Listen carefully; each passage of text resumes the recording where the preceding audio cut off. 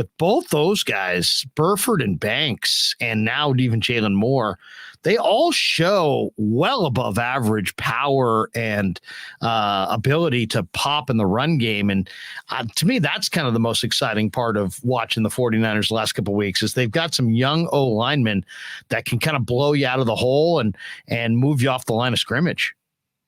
Absolutely. And they not only have the power, they have the agility to move in space, especially Burford. That's one thing. If you go back and you watch his tape from UTSA, he was really good when they asked him to pull, and his ability to move laterally and then finish those blocks with power after coming off those lateral movements while he's pulling.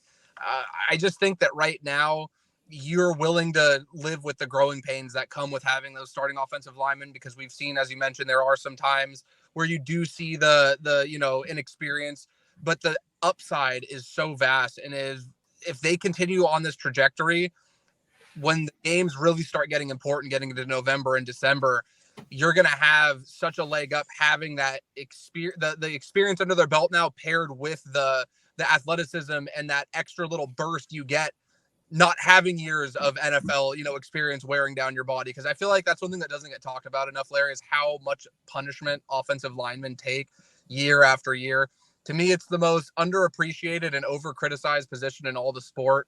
So I think it's been really nice to see the last couple of weeks that people are kind of realizing how good of a spot the 49ers actually are when it comes to the offensive line. Because I remember all throughout the preseason, that was always the thing was, well, how far is the offensive line going to allow this offense to go? There's too many question marks. And I think early on they've answered those questions, and they've been about as good as you could ask for given the circumstances. It's funny. There was so much talk this year about the O-line, but I thought last year they were relatively naked compared to where they're at this year. Like this year, they've got Burford. This year, they've got Banks with a year of experience. This year, they've got Zakelj. They've got some guys that they actually really like backing up. They just brought in the guy from Cleveland who can play all 5 spots. This year, you got Brunskill kind of sitting off to the side just in case one of the youngsters can't do it. To me, last year where they leaned on Brunskill and Compton on the right side of their line to try to make a run to the Super Bowl, I think they were more kind of dangling by a thread than this year. This year, they got some building blocks. It's just, and they got a hell of a coach in Forster.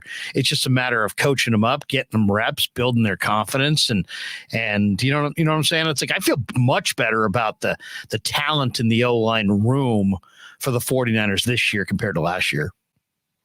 Yeah, I think that's fair. And I think it, again, comes back to like the physical traits where you may have the growing pains that come with the younger player. But once you start to get that development accelerated, you get all the upside that comes with those physical gifts.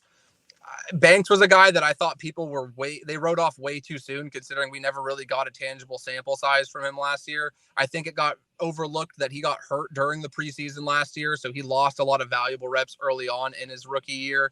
And he's somebody that's been extremely impressive to me, and I think he's only going to continue to get better. And Zakelj, we haven't seen Zakelj yet, but I thought it was great you mentioned him because I think he's ultimately their long-term plan at center. I think that he's somebody who's going to slot right in.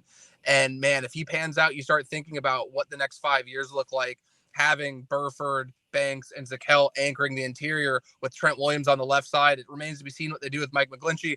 I'm a believer in him. I'd like to see them retain him if they can, but that offensive line looks like it could be, locked up for the next 3 to 4 years with a group of quality players where, again, it's kind of like the defense. There's not a glaring weakness on that line where teams are going to be highlighting in meeting rooms week after week. All of them can kind of pull their own weight. And I think that that's really valuable.